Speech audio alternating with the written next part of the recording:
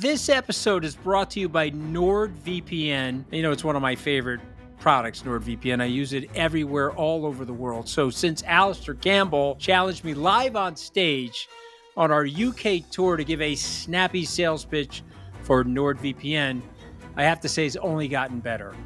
And that's because the results speak for themselves. NordVPN gives you ultimate protection guaranteed. They've got more than 6,700 servers in 111 countries, and you can change your virtual location super easily as when you need to. And for me, I always have my location set on the United States because I love watching American football and American baseball. But you can flip it to anywhere you want. NordVPN has unmatched speed, and it's one of the fastest VPNs out there. And I've tried a few in my time, but I keep coming back to NordVPN. And it's a one-click solution for the whole family. You can use NordVPN up to 10 devices now, which makes life a lot simpler. So sign up to NordVPN today to safely access your favorite streams from home, no matter where you are. Avoid censorship and access social media platforms wherever you are in the world. How is that for a pitch? Far better than Alistair's. Get an exclusive NordVPN deal here. Visit nordvpn.com/tripus. That's nordvpn.com/tripus. It's risk-free with Nord's 30-day money-back guarantee. The link is in the episode description box. Use NordVPN. I use it. I love NordVPN. Hello, it's Anthony Scaramucci. Now, we have a quick favor that we want to ask of you. YouTube is telling me that over half of you watching don't subscribe. Guys, this is really upsetting. To the 49% that subscribe, well done. I love you. To the other 51%, I like you, but Katty's really not happy with you. Could you please do me a favor? What are you waiting for? Help us out. Subscribing helps us out a lot. So if you like our content, please hit that subscribe button below to support the show. It's somewhere down here, please. Hello, and welcome to this edition of The Rest is Politics US with me, Katty K. And I'm Anthony Scaramucci. How are you, Katty? I'm doing well. Washington feels like it's sort of in the eye of the hurricane at the moment. We've gone through the election, and then there's this weird lull period while we wait for the inauguration and the new administration to come in, and everybody's sort of figuring out in this city what the lie of the land is going to be. But at the moment, things seem weirdly calm. Could we just talk about Washington expectations? Because they saw Trump show season 1 and all of its craziness. So they're ready for Trump show season 2, or has the plot line and the casting got crazier? I think they initially thought that season 2 might be duller than season 1. And now they're looking at the pilot episode and thinking, wow, this is going to be must-see television, even if they're rather horrified by the prospect of what's going to happen. So in the first half of the show, we are going to get to the show menu. We are going to talk about Trump's nominees, but we also want to get into what the president-elect is planning to do and what he actually can do versus what he's planning to do. Now that we have an idea of who might be in his cabinet. And in the second half of the program, we're going to take a look at how Democrats are planning to deal with the next 4 years of a Trump presidency, as Anthony calls it, season 2. So I think that, Anthony, what might be useful is to kind of run through the big areas before we get to the latest nominees. And there's some breaking news around a couple of them that we can get to. The big areas of we're kind of getting the contours now of who President Trump. Do we call him President Trump or President-elect Trump, by the way? Technically, he's President Trump. Yeah. He is the president-elect, but he once was president. So from a protocol perspective, it's okay to call him President Trump. Because that's what we've always called him for the last 4 years, right? Yeah, exactly. And so it's okay to call him President Trump. But what's interesting about Trump is he'll want to be called president. But Dwight Eisenhower, you may remember this, when he left the presidency, he drove his car to Gettysburg. And then he asked Jack Kennedy, who was his successor, to please sign an executive order to make a declaration that he wanted to go back to general.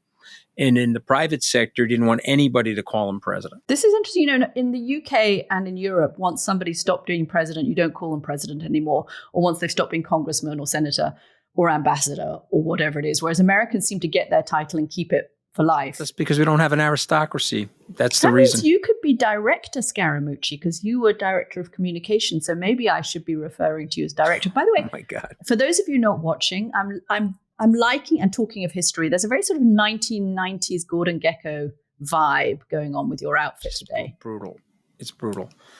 Katty, I gotta go to Mike Bloomberg's conference. Okay, see, I got the paisley tie. I'm ready to go. Let's talk about serious issues because, first of all, let's talk about immigration and the border, because I think that is something where it's pretty clear now, and people around President Trump have said that on day one they are planning to sign an executive order to put in place these large-scale mass deportations of illegal immigrants. Put them into detention camps. President Trump this week has said that he would be prepared to use the US military in order to round up people who are in the country illegally, who have initially just people who have committed serious crimes. But what we don't know is what the next phase of that is. The administration to-be is talking about 1 million people a year over the course of 4 years, building these camps or using military bases as camps and using the US military. President Trump tweeted out this week to round those people up. That's got the ire already of at least one Republican senator. Rand Paul from Kentucky came out and said he doesn't like that idea of using the US military in that context. But it's pretty clear that President Trump is going to sign something on day one around mass deportations. What is still not clear to me is how much they can actually do. Because I've spoken to some people who understand the workings of government who have said it's actually quite difficult to do the kinds of numbers they are talking about, 1 million people a year, without sucking up all of the bandwidth of other things you might want to do. So the amount of law enforcement it would take to do that, the amount of personnel, the amount of time and effort in the West Wing that it would take to kind of organize the scale, if they really are going to go for at least 1 million a year and possibly even more. Some people have spoken about 12 million over the course of 4 years, that would just kind of bog the administration down when it's trying to do other things as well. But it is clearly, just looking at the people he's appointed, Stephen Miller, for example, in the White House as an advisor, this is clearly a priority. Do you get a good read on how much of this they can actually do, Anthony? I think it's nearly impossible to do it, but I want to. So let's say 1 million people a year. That's approximately 83,000 a month. And so I guess my question back to you, are there 83,000 illegal criminals, illegal immigrants that are criminals, that are engaged in criminal activity in the United States per month? You're saying beyond the fact of being here illegally, yeah. So let's say other crimes. Let's accept Trump's numbers for a second. I think they're exaggerated, but let's give it to him. There's 15 million illegals in the country. How many of those people are committing crimes? Again, I'll just give you an example for our viewers and listeners. We have 1.8 million prisoners in our prison population, and it is the largest prison population in the world per capita. And so you tell me, Katty, let's say our country's got 330 million people in it. There's 1.8 million prisoners. So on 15 million people, that's implying, 30 to 80,000 criminals. But Mr. Trump is saying, President Trump is saying he wants to knock out 1 million people. So when you're making the argument, you're saying, okay, so you're telling me we have 1 million illegal immigrants in this country that are perpetrating crimes. I mean, I know they're eating dogs and cats and all this other nonsense, but they're perpetrating crimes. And so it doesn't make sense. So therefore, if you're going to execute this thing, you have to go after non-criminals as well as criminals. And now, you're going to eat into the tax base. It's going to cost you money. The estimate, and I did this estimate on 1.8 million because that's our prison population.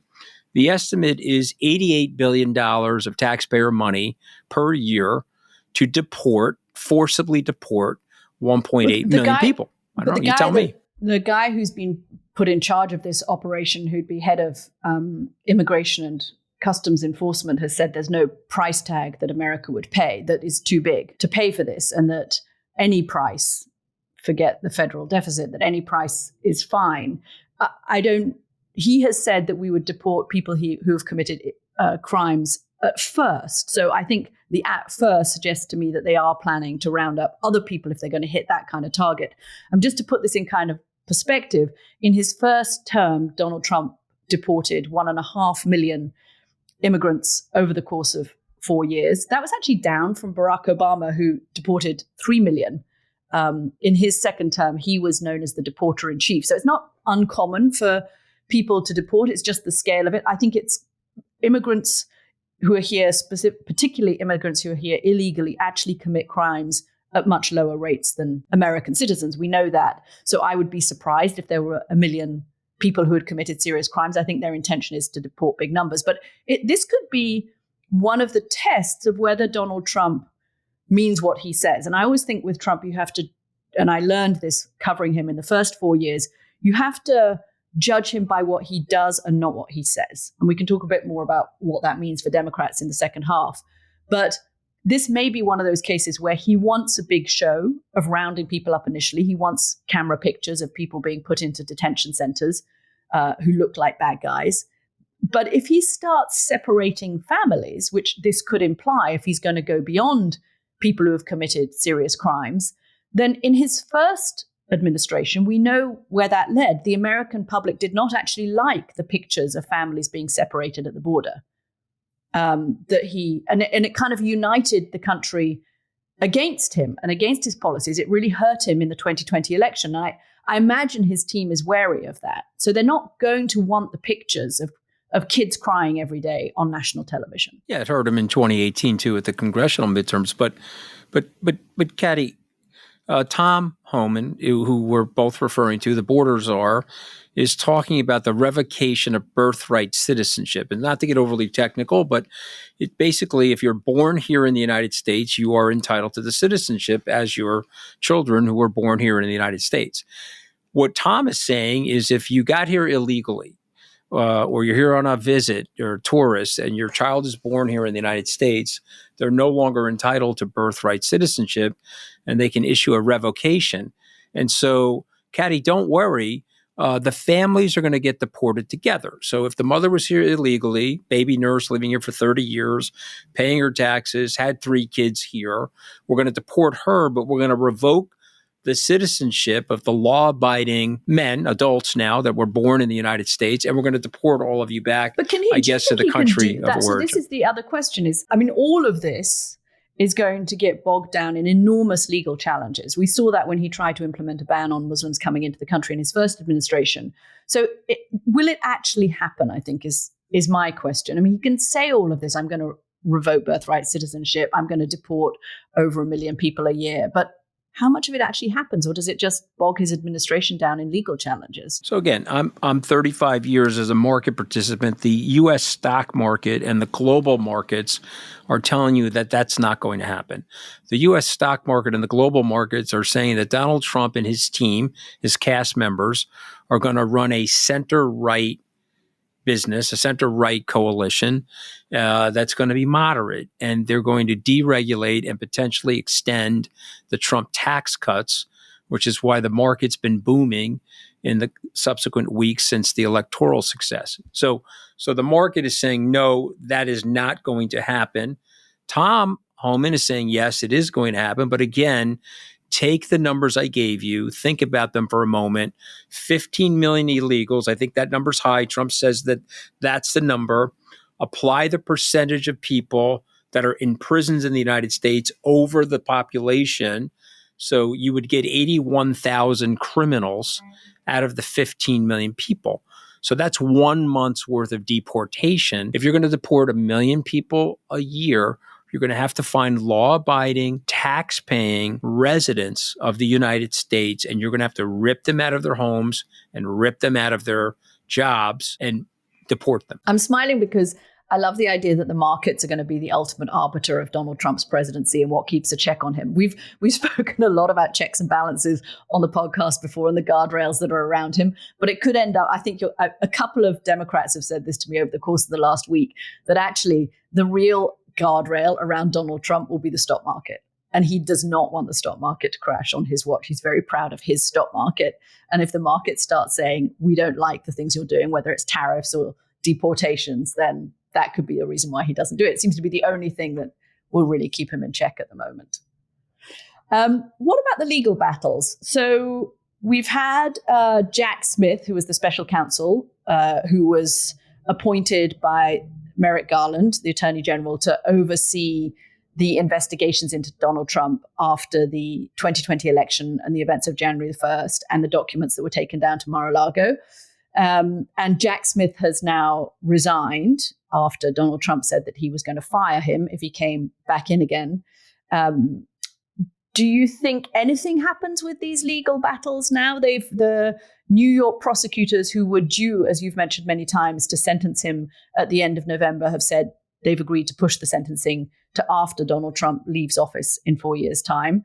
I'm assuming this is kind of the end. The only one that interests me is whether anything could ever be revived in the Mar-a-Lago documents case, which constitutional lawyers have said to me is the most significant case against Donald Trump, the most easy to prove and the most egregious against him, in fact. Could that still have legs post 2028, or is that all over, do you think? You're the lawyer, by the way, on the podcast, not me.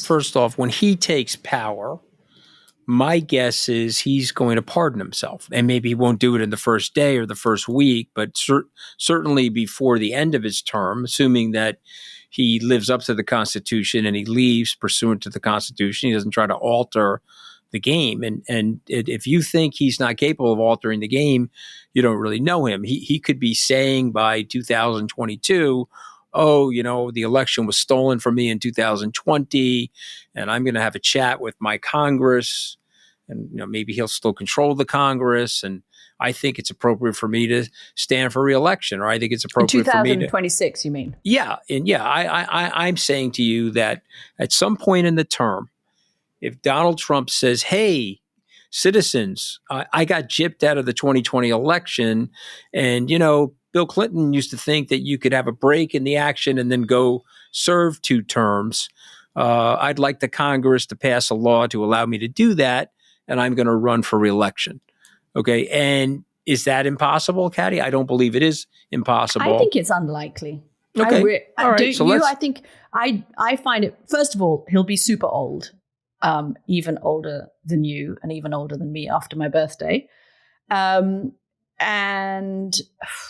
Would the 50-year-old Donald Trump do that? Yeah, with a 50. Yeah, this is where we, get into arguments about whether Donald Trump is really going to overthrow the whole American system and is capable of doing that. I would find it hard to see the Supreme Court agreeing to something as enormous as saying, okay, the term limits no longer apply and you can run for a 3rd term. I don't even know that he wants to, does he, run for a 3rd term in office? Now he's proved that he could win. If the point was proving that he's not a loser and that he can win again and that he can implement these huge changes to the American government in terms of, bureaucracy and things, does he want to have a 3rd term? I mean, maybe I'm being lack of imagination, but I find that hard to imagine. I hope you're right. Again, go by the stock market. The stock market is telling you that Katty K is right. But as a risk manager, I don't have it at what I just said. I don't have it at a 0%. I have it at some percent, but I have it as a high likelihood he pardons himself at some point during the term. Those cases are terrible, but they go away. They go away because he won the election, and Americans. Just the facts. Winning matters. What happens to the Georgia case? Because that's the only one which is a state case and not a federal case, and he can't pardon himself on that. So presumably that would hold, right? He still can't pardon himself on the Georgia case, which I know has been delayed and postponed and full of problems. But I don't think that case is ever brought, and I think Kemp could easily pardon him for that.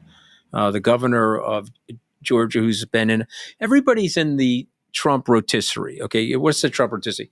I hate Donald Trump. I love Donald Trump. I hate Donald Trump. Trump and Kemp, the governor of Georgia, were fighting. Kemp and his family were getting death threats. And then Trump was like, okay, wait a minute. I need this guy to win Georgia. I got to go make peace with the guy. And then they go lovey-dovey 3-4 weeks before the election. So, that's like everybody. I know we're going to talk about Bobby Kennedy, and obviously J.D. Vance called him Hitler. This is what we're doing. On the world stage, it's been a bad week for the Ukrainians who have been suffering more attacks in Ukraine, a ballistic missile attack in the east of the country. it feels like, and you've got the Trump-Biden administration trying to surge weapons to the Ukrainians, perhaps not far enough, because it looks like some of them might go by boat rather than by air, which would get them there even quicker. The Brits also allowing the Ukrainians, as well as the Biden administration, to use more long-range weaponry into attacking inside Russian territory. So a lot happening on the ground in Ukraine, while Kyiv is also bracing for actual attacks on the capital city. I think that I'm looking at the appointments around Donald Trump, and it's a weird mix of ideologies, because you've got somebody like Marco Rubio, who's the candidate to be Secretary of State, who has actually been a defender of the Ukrainians and of America's efforts, and has tried to do things in the Senate that would make it harder for Donald Trump, for example, to pull out of NATO. And he's much more a defender of the classic world order of America leading that we've seen for the last 70 years. But then you've also got people like Tulsi Gabbard, who's much more of an isolationist, who's actually been kind of saying sort of some of the Russian talking points around Ukraine, and is more popular on Russian television this week than she is on American television at the moment, who's the nominee to be Director of National Intelligence, which is the top overarching intelligence job. I had a conversation with somebody who used to be in the CIA, is now on Capitol Hill, who said to me that the one thing that Tulsi Gabbard is famous for is not keeping secrets. So it's kind of ironic that she would be in charge of the nation's secrets, and that this would mean that America's allies would stop sharing secrets with America if Tulsi Gabbard is the nominee. Of all of the discussion, because some of the picks that he's chosen have been so controversial, she's actually sort of not getting that much attention. But people I've spoken to in the security field feel that she is actually the most worrying of all of the nominees. Do you think she gets in, Tulsi Gabbard? So I think that's it. He did what Steve Bannon said. He flooded the zone. And so you've got a lot of questionable and controversial picks. And so let's say if you have 10 controversial picks, 2 of them won't get in, but 8 of them get waved in because you're not going to fight with them on every single controversial pick. So she could be one of the ones that are waved in. The other person I would just add to the conversation in agreement with you is Mike Waltz. Mike Waltz has been former U.S. Special Forces. Mike Waltz has been with Rubio on the idea that Ukraine's sovereign integrity needs to remain intact. And so that's an interesting thing. I'm going to say something wildly contrarian. Some people listening will throw up. If you're driving the car, try not to get too nauseous. But because Trump is so unpredictable on certain things, hear me out for a second. Trump could turn around now. He's 78 years old. He knows that if there's a PP tape on him from Vladimir Putin, it doesn't matter. We've learned that about Trump. There's nothing you can say about Donald Trump. He's got a heat shield around him. He's impregnable. And he may turn around and say, hey, Vlad, you're making me look bad. Everybody thinks I'm your lackey. You got to walk back from this situation. We're going to put a demilitarized zone in there, and we're going to give a 10-year agreement that nobody joins NATO for the next 10 years. Here's a demilitarized zone, but you got to push yourself back. You got to walk yourself back several hundred miles closer to your border. Maybe Crimea is gone. That left with the Obama administration. Yeah, but it's not impossible. Vlad, I'm trying to help you out here. I'm gonna take all the sanctions back. My friend okay? Vlad. Yeah. You and I are really close. Okay, I can see the Orange Man doing that, and people probably throw up. But right now, the consensus is for the liberals: Orange Man bad, Vlad bad. And they're going to partition the Ukraine, and we're going to have a nightmare sweeping over Europe. But you've got people on Trump's team that don't want that. Yeah, I agree with that. And you've also got Trump, who's like, everyone thinks that I'm Vlad's lapdog.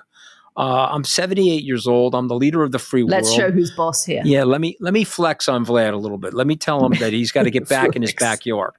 Okay. This is the Flex on Vlad episode of The Rest is Politics. I'm just telling you how the guy thinks. So you're sitting there, everyone's conventionally thinking this way. Take a breath and think that he may go the other way.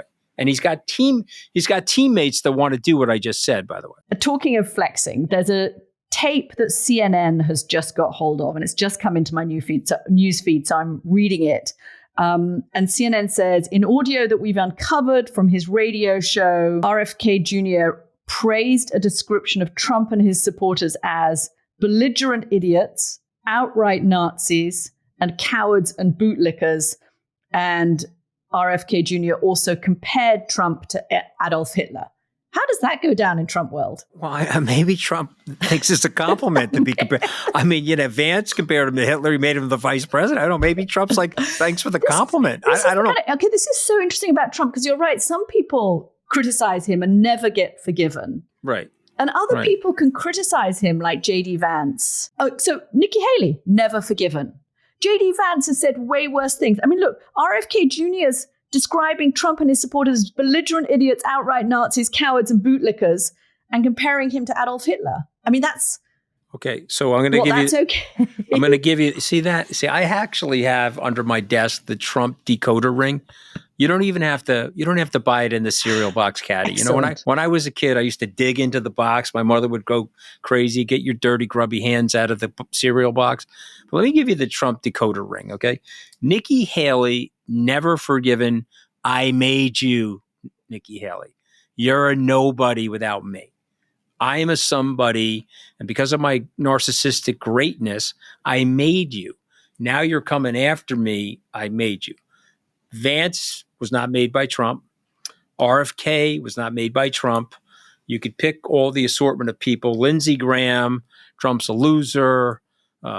Cruz, he's a lascivious liar. I mean, all these different people, and they're all sitting there in the Trump stable of frenemies. And so this will pass. Belligerent Nazis, Hitler, this will pass. Trump weirdly likes it. Okay, I know you think I'm crazy, but he likes the fact that people that really despise him are licking his boots now. He loves that. Okay. And, he loves the fact. It's the grovel. If a journalist's going to go down there because their knees are knocking, love that. If Nikki Haley, I'm going to banish you because I made you. Okay. But, he didn't make these other guys. So that's how Trump thinks. And that's what's going on in his brain. So the belligerents and the Nazis and the Hitler, Trump's cool with all that. And by the way, he was blasting RFK. Right? He was blasting Joe Rogan, and then he met with Joe Rogan because Elon Musk set him up. Then they're trying to hug each other at the UFC match. I don't know if you saw the body language between the two of those guys, but Rogan was looking at him like, how did I get involved with this? You know what I mean? You could tell he really doesn't like Trump. He was like trying so hard to like him. I was like sitting there laughing. I was saying this to my wife. I said, 8 short years ago, I was sitting at Trump Tower with these lunatics trying to build a cabinet, trying to build personnel. You'd bring Trump a name. Okay, I like that name. 4 minutes later, he doesn't like the name. Why don't you like the name? Well, Katty K called me and said that the guy had a booger in his nose, and so I don't like him. I just saw a video of the guy, and it looked like he had like a nose hair shooting out, and that's really bad on television. I mean, that's him. And then you go back in with another name. Oh, no, I don't like that name. And then you're sitting there and you're stressed out of your mind, okay? And you're sitting there saying, how are we going to build this thing? And then the stuff that he doesn't care about, that actually gets built because there's a group of smart and thoughtful people that are trying to staff. These are the things he doesn't care about. But the stuff he cares about, the Department of Justice, we'll put Mickey Mouse in charge of that, DNI, Yosemite Sam, he's got the whole cast from Warner Brothers and Disney, the Disney characters, as he's in these different posts, because he cares about these things. Let me just say this. I know we have to break. Let me just say this. Dr. Oz, lovely guy on television. I know you beat him in Jeopardy. You beat him in Celebrity Jeopardy. God bless you. Okay, but Dr. Oz is going to be in charge of $1.6 trillion. Okay, Peter Hegseth, okay, the Fox News weekend anchor, he's in charge of $1 trillion. Okay, so we have 2 television hosts, okay, that have had no experience running organizations. And a NATO ambassador that has no foreign policy and a NATO ambassador, no foreign policy, but we're going to put these guys. But they look good. Okay, so but 2.6 trillion, okay, they're going to be running 2.6 trillion. So again, Donald Trump is the armchair quarterback. He's watching British football. The coach sucks. I don't like this player. I would switch that player. Me and my buddies from the pub, we can run the match and we can run the game and we could own the team better than the owner. And the more disruptive these people are, the more the liberals hate them. Yes. The more outrage there is that they're not qualified, the happier he is. Please answer this question because you are so much cheaper talking to every week than my therapist. So let me just ask you this question, okay? Elon Musk. I'm going to start billing soon. Yeah, no question. Okay, Elon Musk is worth $250 billion. Can't spend the money in 25 lifetimes. Has he been a beneficiary of America, or has he not been a beneficiary of America and the culture of entrepreneur? In other words, what is so bad about this system that we have to bring down the system and destroy the system? Do we have problems? Yes, of course we have problems. Do we have to slow down government spending? Do we have to right-size the deficit? Absolutely have problems. I'm not saying that we don't. I'm sorry, not only has he been the beneficiary of the United States, he's been the beneficiary of the United States government specifically. He's had $10 billion in contracts in the last 10 years. This is the guy that wants to bring down the US government, has actually benefited financially and built his whole empire on the back of the U.S. government. I don't understand. Someone's got to explain it to me. Someone's got to say, I've lived a great life in this country. Is the country perfect? No. Does the country have pockets of discrimination and bigotry? Certainly it does. Can we make it better? Yes, we can. But do we have to destroy the whole place? It's just nonsensical to me. We slightly glossed over me beating Dr. Oz, who is this celebrity doctor on Celebrity Jeopardy. But there we go. I didn't quite get the flex I wanted there. No. You can flex. We got to go over that. So tell me about the consternation on Dr. Oz's face. Okay, let me hear the whole thing. Jeopardy is this kind of quiz game that I have to be honest, when they asked me to be on it a few years ago, I'd never actually seen it. And I agreed to be on it and then saw it and thought, what the hell have I done? Because there's no way I'm going to get through this. So I prepped and did mock sessions. I turn up and it's Chris Wallace, me and Dr. Oz. And Dr. Oz is this celebrity doctor who's on television, who Donald Trump really likes. He has peddled a few conspiracy theories and he kind of sells slightly crackpot diet pills. Actually, I'm probably going to get libeled for that. But anyway, he sells diet pills online or endorses them. And he's now being tapped to run a big health agency in the state in charge of government health programs. And we get on to Celebrity Jeopardy and I beat Dr. Oz. And he's not like you, Anthony. He's thin-skinned. He didn't even stop and shake my hand and say, good game. Just walked off stage. Didn't even really say anything to me at all. Didn't even say hello at the beginning or goodbye at the end. He was intimidated by your genius. I know. Well, I love that this is somebody so wholesome and balanced and sure of themselves is going to be in charge of a big government agency. 1.6. It's only 1.6 trillion, guys. Let's just make a rounding error between us. So I had an interesting conversation, Anthony, this week. I met a member of Congress and we chatted for an hour or so about what Democrats are doing and how they're figuring out. And it was really interesting kind of listening to the thought process, because obviously they've all been through Donald Trump once. And now they're preparing for the second term. And I think they're trying to sort of be thoughtful about, rather than the resistance, as it called itself, they hate that word now, with these big protest marches and having their hair on fire every time Donald Trump says something. A little bit like I said in the first half, they're really trying to look at what he does, not just what he says or what he tweets, but not let him kind of spin them out of control. This member said also, look, we're actually trying to see where can we work together, because there may be overlap on some of the things that we can do, and what can we achieve separately by ourselves. So there is a lot that Donald Trump can change, but there's also a lot he can't change. And Democrats in Congress are very keen to still have their role as the opposition party that, blocks some things. And it's a very slim majority. I mean, and now we see, I think the picture we have today is a different picture from what it was on election night, where it looked like Donald Trump had won by 7 million votes in the popular vote. Now he's down below 50% of the popular vote. The congressional majority in the House of Representatives is only going to be like 3 or 4 seats. So I think Democrats actually, interestingly, are much more thoughtful this time around. They are also got plans to make sure between now and the inauguration that they have a sort of blanket the airwaves. This member was telling me, I thought this was interesting. This is something Pete Buttigieg has talked about, the transport secretary, and that they're going to try and take credit for the things that they have done, the money that they've spent on the CHIPS Act, the money they've spent on the infrastructure, and make sure that Donald Trump doesn't either come along and destroy that or take credit for it himself. So I just thought it was interesting listening to Democrats this week. And then they're having this kind of big sort of meta think about, what does the party do? How do we position ourselves? And that's where I think they're still in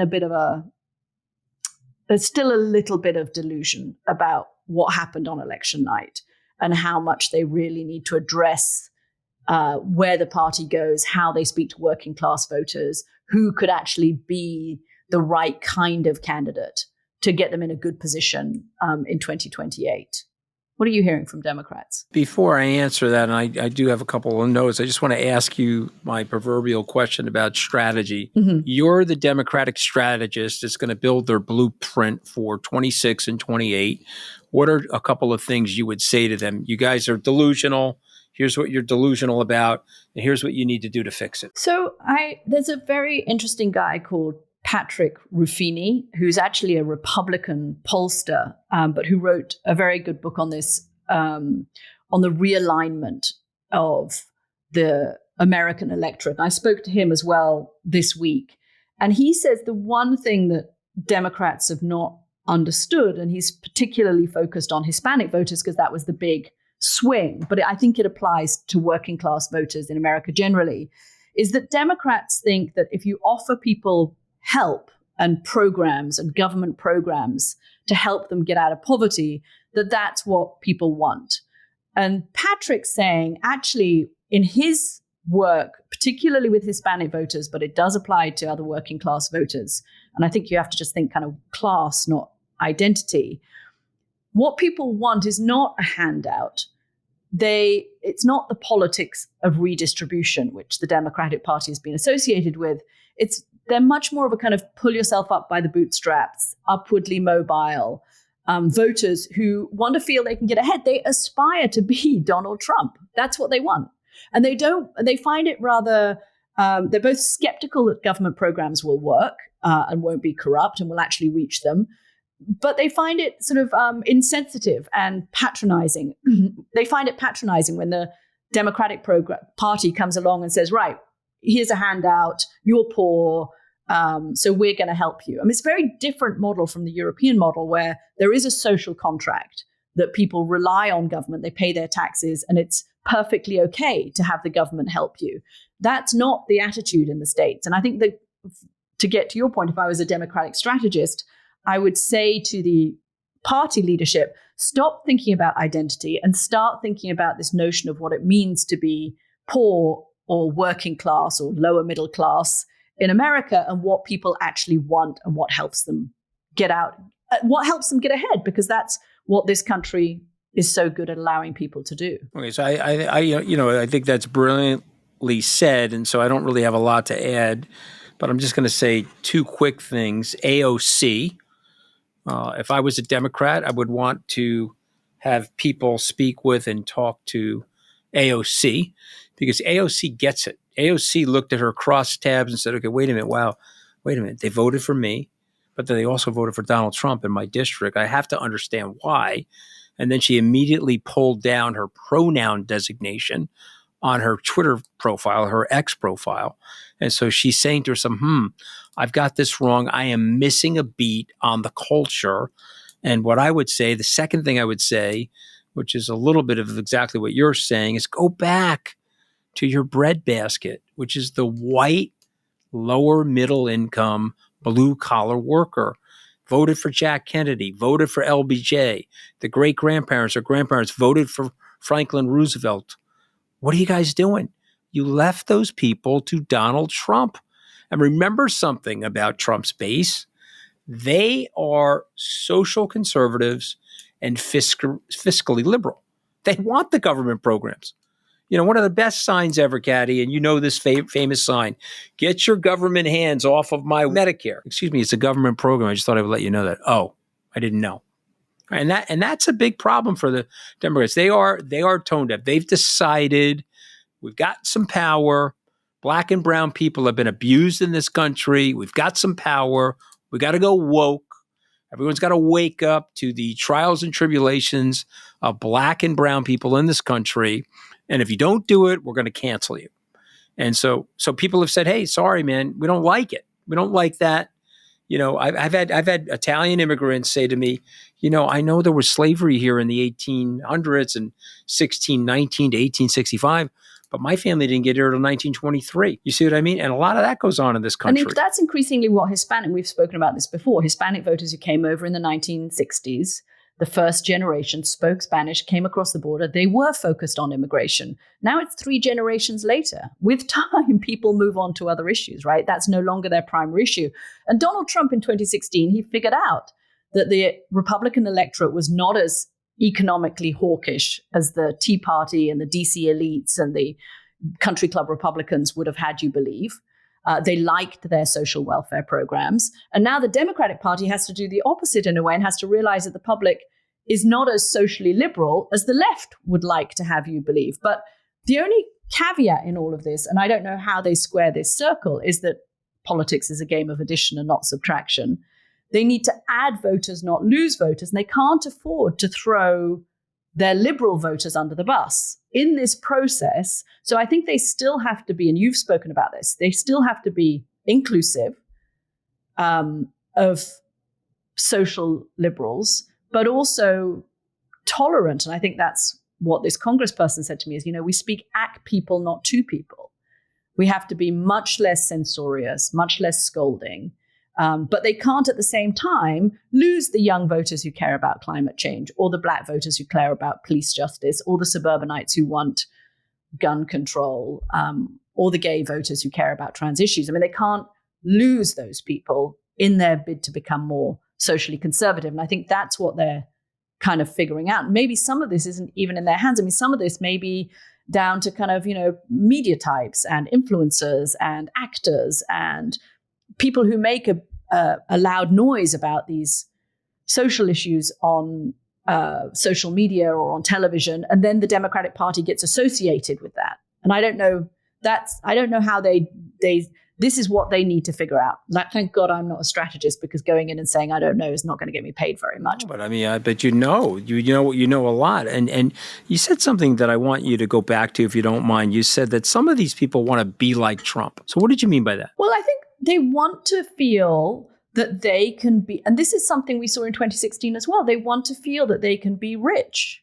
And they want to feel they can have a swanky apartment in Trump Tower, or a private plane, or aspire to anything is possible in terms of money. They don't, that's a positive thing. And what they want is, it's the old thing. They want government to get out of the way of them getting there. And because I think for Patrick Ruffini was speaking particularly about Hispanic voters. He said many of them come from countries originally in Latin America where corruption is very prevalent. So they just don't trust that when the government comes along and says, we're going to help you get to that position, they just don't buy it. And they would rather there was less regulation and less bureaucracy and less taxation, and that they could do that by themselves. I thought it was really, his analysis is really interesting. His book, by the way, is called Party of the People: Inside the Multiracial Populist Coalition Remaking the GOP. And he brought it out he brought it out before the election. He saw this coming. I will read the book. I know him, and I'll read the book. I guess the thing I would say is, if I were a Democrat, be a little bit like Trump. And they're going to throw up me saying it, but he wants to be liked. Katty, did you know that about Trump? He has an insatiable need to be liked. He says crazy stuff. He acts nuts, but he does know how to hug the baby. He does know how to serve the French fries at the McDonald's. He knows how to be charming to people when he walks into a diner, and he wants to be liked. Okay, so get off the high horse. Stop being pedantic, okay, which was an SAT word that I learned in 1981. Stop being pedantic, and let's go here. I have to ask you before we go, because this is a bit of a mystery to me. What's J.D. Vance up to these days? So I'm so glad you asked that, because anyone would think that we'd discussed this beforehand. No, I am telling people. God forbid, dear listeners. J.D. Vance, to me, I have totally and wholly underestimated. Whatever IQ points I thought he had, I'm adding 30 IQ points. Where is JD Vance? Hold on a second. Let me just look under the desk. JD, JD, are you down there? JD, where is this guy? It's unbelievable how smart this guy is. This guy's like, holy, you know what? This is the Trump show. He won the election. He's basking in the glory. They're throwing laurel wreaths at him. I got to get out of the way. JD, do you want to do CBS Morning News? I don't. JD, do you want to do Face the Nation? Not me. JD, meet the press? No. I'm good. Where are you going? I'm taking Matt Gaetz up to the Congress. I'm playing babysitter. To see if we can get him confirmed, and I'm going to avoid the press. My man, I know you don't listen to the Resis Politics US with Katty K, okay, and her sidekick Anthony Scaramucci, but let me tell you something, my man. That is some brilliant stuff that you're doing. Stay out of it. For right now, low profile, and I am so impressed with that. Okay, so I had him at a 10 out of 10 going into the Trump wood chipper and ending up like Mike Pence. But I'm now 8.5 out of 10. He has impressed me with his disappearance. Listen, at some point, as everybody recognizes, and even Republicans are saying, this could go sideways because the people that have been nominated to the cabinet are being called the island of misfit toys in the Wall Street Journal. So this could not work out very well for Donald Trump. And if you want to be JD Vance, who wants to run for president, which he absolutely does in 2028, he's going to face the Kamala Harris problem. If this does not work out, if there's inflation, if the tariffs hit, if there's chaos in the bureaucracy and people don't get their prices down, then how is JD Vance going to run against the Trump administration, of which he's part? He's going to face exactly the Harris-Biden issue in 2028. So he's smart. Quickly before we go, the Maralago visit by the Morning Joe hosts. What's your read on that? I feel this is there's so much going on. This is a little bit of a navel-gazing media distraction. I get the criticism of how critical they have been of Donald Trump and then going down to meet him. As a journalist, I'm always interested in talking to everybody. But what's your read on it? Well, you know, what I would say, the 15, 16 year run of Morning Joe has been interesting because there's always been an edge to their reporting and there's always been some insight. You feel like you're in a Washington briefing room and there's a lot of edginess to the reporting. And I just would want that to be maintained. And so they had their own personal reasons why they wanted to go do that. It's a free country. I have no problem with them doing that. But I guess what I'm worried about is that if they lose their edge or they get deflated from their positions as a result of doing that, I think it's going to hurt the show. You know, like by the way, just so you've no, I'm never doing that. Okay, I just to let you know. Okay, you know, they can come after me and we can have a show trial or whatever they want to do. I think the guy's nuts. I'm on the record saying that he's nuts. Multiple times, in multiple ways. Mark Cuban erased every one of his tweets. God bless him. And somebody said, aren't you going to erase every one of your tweets? I said, no. I let you know the guy's nuts. And there's a Surgeon General's warning label out there on my Twitter feed. And if he does an amazing job, you and I will say, hey, this guy's done an amazing job. I got that wrong. I'm already telling you. You know, I put out a tweet that the Tony West, Kamala's brother-in-law, loved.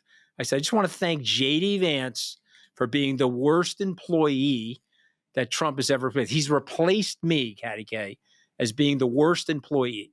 Okay, but it's not true.